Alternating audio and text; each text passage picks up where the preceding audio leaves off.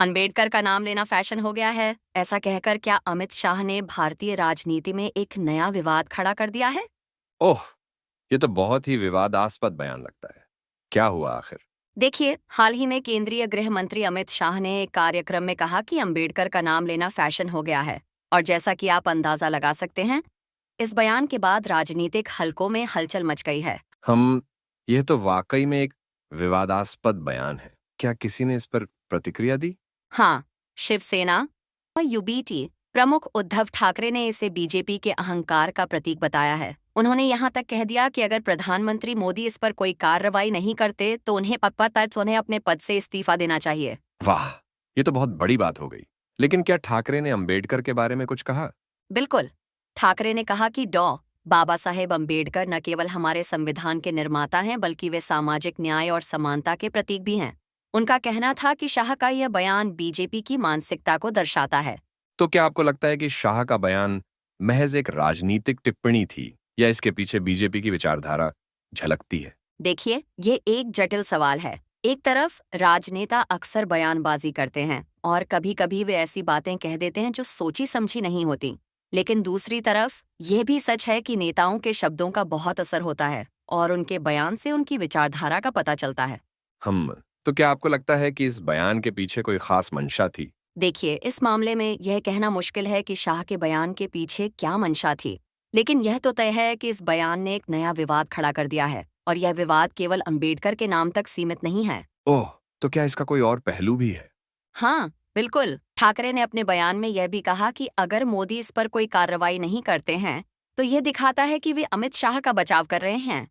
यानी ये मामला बीजेपी की अंदरूनी राजनीति का भी बन गया है। वाह! ये तो बहुत दिलचस्प मोड़ है। तो अब क्या होगा? देखिए, अब यह देखना होगा कि प्रधानमंत्री मोदी इस मामले पर क्या रुख अपनाते हैं। क्या वे शाह के बयान से खुद को दूर करते हैं या फिर उनका बचाव करते हैं। और ये भी देखना होगा कि इस पूरे मामले का ठाकरे और शिवसेना यूबीटी पर क्या असर पड़ता है। हम और क्या आपको लगता है कि ये मामला उन्हें राजनीतिक रूप से मजबूत करेगा या फिर कमज़ोर? देखिए, ये तो वक्त ही बताएगा। लेकिन एक बात तो तय है, ये मामला भारतीय राजनीति में एक नया मोड़ ला सकता है और सोशल मीडिया पर तो इस मामले को लेकर लोगों की प्रतिक्रियाएं तेज हैं। ओह! तो सोशल मीडिया पे क्या हो रहा है? देखिए, कुछ लोग अमित शाह के बयान की निंदा कर रहे हैं तो कुछ लोग उद्धव ठाकरे पर राजनीति करने का आरोप लगा रहे हैं। यह तो होना ही था। आजकल हर मुद्दा सोशल मीडिया पर बहस का विषय बन जाता है। हाँ, ये तो सच है। लेकिन इस मामले में सोशल मीडिया की भूमिका और भी महत्वपूर्ण हो जाती है क्योंकि ये लोगों को अपनी राय व्यक्त करने का एक मंच प्रदान करता है। बिल्कुल सही कहा आपने। और यह भी दिखाता है कि अंबेडकर की विरासत आज भी कितनी प्रासंगिक है। अंबेडकर ने सामाजिक न्याय और समानता के लिए जो संघर्ष किया, वह आज भी जारी है। हाँ, और उनके आदर्शों को आगे बढ़ाने की जिम्मेदारी हम सबकी है, चाहे हम किसी भी राजनीतिक दल से जुड़े हों या फिर किसी भी विचारधारा को मानते हों। बिल्कुल सही कहा आपने। ये मामला हमें याद दिलाता है कि हमें अपने नेताओं के बयानों पर ध्यान देना चाहिए और उन्हें जवाबदेह ठहराना चाहिए।